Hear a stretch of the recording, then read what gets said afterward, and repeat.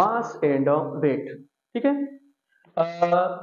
Wait एक force है जो अर्थ लगाती है हर एक ऑब्जेक्ट के ऊपर और उसे अपनी तरफ खींचती है। क्या करती है? खींचती है।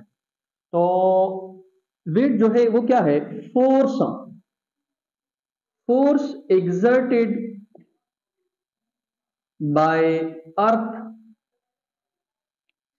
on all objects, force exerted by earth on all objects to attract it towards earth। Weight एक फोर्स है जो अर्थ हर एक चीज के ऊपर लगाती है कि उसे अपनी तरफ क्या करेगी? अट्रैक्ट करेगी। ठीक है, अब मास क्या है? मास क्वांटिटी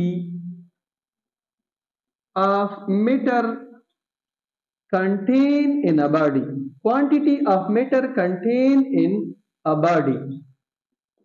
ठीक है, ये हमारी अर्थ है, यहां पे मेरे पास कोई ऑब्जेक्ट है, इस ऑब्जेक्ट के ऊपर अर्थ क्या लगाती है? फोर्स, और इसको अपनी तरफ क्या करती है? खींचती। ये मेरे हाथ में अभी मार्कर है, जब मैं इसको छोड़ता हूं तो अर्थ क्या करती है? इसको अपनी तरफ खींचती है। इसके ऊपर कौन सा फोर्स लगाती है? Weight force. जबकि मास क्या है? मास ये है कि अगर मैं इस ऑब्जेक्ट को देख लूं, इस ऑब्जेक्ट के अंदर इस तरह बहुत सारे एटम्स है, बहुत सारे मॉलिक्यूल्स है। इन एटम्स और मॉलिक्यूल्स से ये मिलकर बना है। तो ये एटम्स और मॉलिक्यूल जो है ये या सॉलिड फॉर्म में होंगे, या लिक्विड फॉर्म में होंगे, या गैस फॉर्म में होंगे। तो सॉलिड, लिक्विड और गैस मिलके क्या चीज बनाते हैं? मैटर बनाते हैं। और फिर इस ऑब्जेक्ट के अंदर कितनी क्वांटिटी, कितनी अमाउंट में मैटर है, इसको हम क्या बोलते हैं?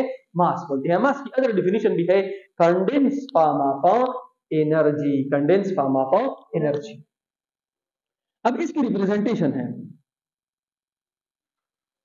वेट को हम रिप्रेजेंट करते हैं W से।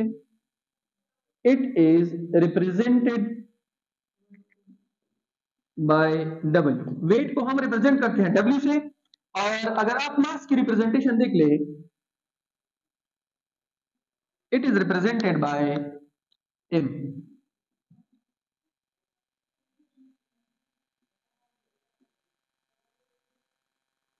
इसको हम रिप्रेजेंट करते हैं M से। किससे? M से। इसका जो मैथमेटिकल फॉर्म है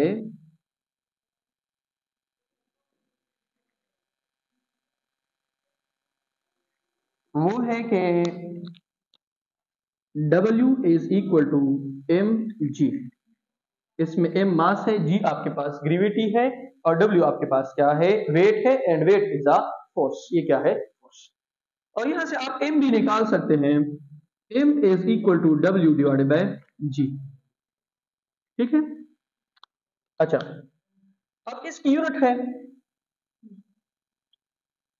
वेट की यूनिट है न्यूटन। क्या यूनिट है? न्यूटन। और मास की यूनिट जो है वो आपके पास है किलोग्राम, केजी या किलोग्राम। ठीक है, अच्छा, अब इसमें इंपॉर्टेंट पॉइंट्स है। वेट जो है ये डिक्रीज भी होता है, इंक्रीज भी होता है। किसके साथ? हाइट के साथ। वेट किस चीज के ऊपर डिपेंड करता है?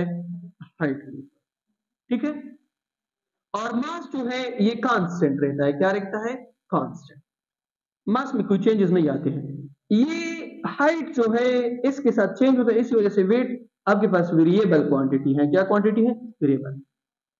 और वेट जो है ये जीरो भी हो सकता है, जहां पर आपके पास ग्रेविटी क्या हो? जीरो। मास आपके पास जीरो नहीं होता है। अगर नहीं होता तो इसका मतलब बिल्कुल मास है ही नहीं।